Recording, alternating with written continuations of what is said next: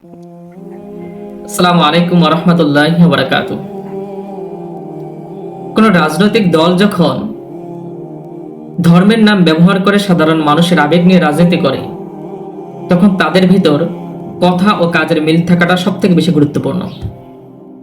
আজ আমি বাংলাদেশ জামাত ইসলামী ও তাদের ছাত্র সংগঠন ইসলামী ছাত্র শিবিরের আদর্শিক অবস্থান এবং সাম্প্রতিক তাদের কার্যক্রম নিয়ে কিছু বাস্তব ধর্ম কথা বলবো ইনশাআল্লাহ। আমি খুবই সংক্ষিপ্তভাবে 4টা পয়েন্ট আলোচনা করব, যার মধ্যে প্রথম পয়েন্ট হচ্ছে শরিয়া আইন নিয়ে অবস্থান পরিবর্তন। আমরা সকলেই জানি, কয়েক দশক ধরে জামাত ইসলামের প্রধান স্লোগান ছিল সৎলোকের শাসন চাই, আল্লাহর আইন চাই। কিন্তু সম্প্রতি আমরা লক্ষ্য করছি রাজনৈতিক কৌশল হিসেবে তারা তাদের এই মূল অবস্থান থেকে সরে আসছে। তারা এখন বলছে যে তারা সরাসরি শরিয়া আইন বাস্তবায়ন করবে না। তাহলে এখন প্রশ্ন জাগে, তবে কি এতদিনকার সেই জিহাদি ডাক এবং ইসলামিক রাষ্ট্রের প্রতিশ্রুতি কেবল ধর্মপ্রাণ মানুষকে কাছে টানার একটা রাজনৈতিক কৌশল ছিল মাত্র? পয়েন্ট নাম্বার 2, পর্দার বিধান ও সাংগঠনিক শিষ্টাচার।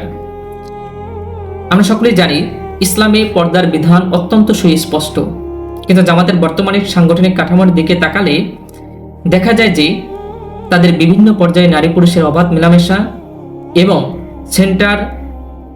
জেন্ডার পলিসির নামে এমন কিছু কার্যক্রম চলছে যা তাদের পূর্বের কট্টর অবস্থানের সাথে সাংঘর্ষিক। যখন দায়িত্বশীল পর্যায়ের ব্যক্তিরাই পর্দার বিধান লঙ্ঘনের পথে হাঁটেন, তখন সেই দল কিভাবে সমাজকে ইসলামের পথে পরিচালিত করবে, সেই প্রশ্ন কিন্তু থেকেই যায়। পয়েন্ট নাম্বার 3, সাংস্কৃতিক বিবর্তন ও লেবাসের পরিবর্তন। একসময় যারা গান বাজনা বা বিভিন্ন সাংস্কৃতিক কর্মকাণ্ডকে কঠোরভাবে নিষেধ করত, আজ তাদেরই মঞ্চে কাওয়ালি এবং অন্যান্য সাংস্কৃতিক অনুষ্ঠানের ছড়াছড়ি দেখা যাচ্ছে। রাজনৈতিক গ্রহণযোগ্যতা পাওয়ার জন্য পোশাক বা লেবাসে যে পরিবর্তন তারা এনেছে, তা দেখে অনেক সময় বোঝার উপায় থাকে না এটা কি একটি ইসলামিক দল নাকি কোনো সেকুলার দল। এই পরিবর্তন কি ইসলামের খাতিরে নাকি নিছক ক্ষমতায় যাওয়ার লোভে আধুনিক সাজার চেষ্টা মাত্র, সেই প্রশ্নও কিন্তু থেকে যায়। 4 নম্বর পয়েন্ট, ক্ষমতা বনাম ইসলাম প্রতিষ্ঠা। ইতিহাস সাক্ষী দেয়, যখনই ক্ষমতার প্রশ্ন আসে তখনই এই দলগুলো ইসলামের মূল নীতির চেয়ে রাজনৈতিক সমঝোতাকে বেশি গুরুত্ব দিয়েছে।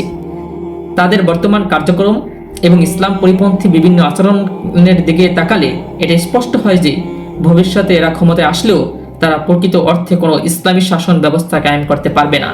কারণ যাদের ভিত্তি এখন নড়বড়ে এবং যাদের কথা ও কাজের কোনো মিল নেই, তাদের হাত ধরে ইসলামী বিপ্লব পশ্চিমকালেও সম্ভব নয়।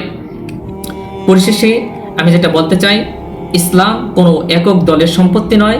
ইসলামের নাম নিয়ে যারা রাজনীতি করে তাদের প্রতিটি কাজে ইসলামের কুষ্টি পাথরে যাচাই করা প্রয়োজন। আমরা যদি অন্ধভাবে কাউকে অনুসরণ করি তবে তা হবে আমাদের সবথেকে বড় ভুল। সত্য ও ন্যায়ের পথে চলতে হলে আমাদের দল নয়, বরং কোরআন সুন্নাহর সঠিক আদর্শকে চিনতে হবে। যারা কোরআন সুন্নাহ ঠিক রেখে এবং যাদের কথা ও কাজের মিল রয়েছে, আমাদের তাদেরকে অনুসরণ করতে হবে।